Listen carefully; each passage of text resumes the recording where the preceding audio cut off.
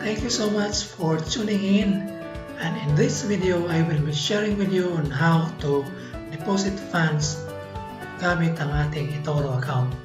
So tayo na! Nandito na tayo sa aking portfolio. So ito yung portfolio ko at merong laman na $96.91. Now mag-deposit tayo ng 35,000 pesos sa aking account. Okay, first, let's go to deposit funds. I-click mo lang ito para ma-deposit ang funds. After clicking, you will be directed to this page na kung saan dito mo input yung amount na gusto mong i-add dito sa Etoro. So, 35,000 ang i-add ko dito. So, yung equivalent niya ay $723.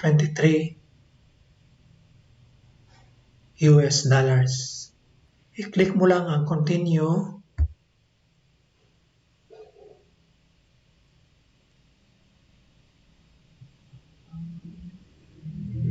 Nandito sa page na ito,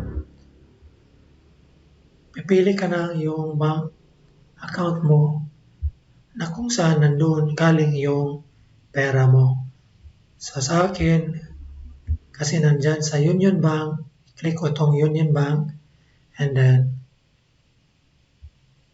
click Pay. And pagkatapos nito, you will be directed to your account wherein you will be asked to log into your account and then so ito yung account ko na merong laman na 35,934.22. So, i-click mo lang ito and then confirm mo lang yung payment by clicking Authorize.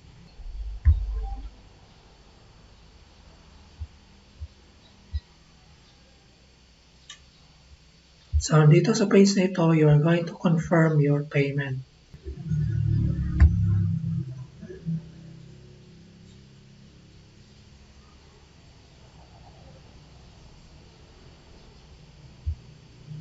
Okay.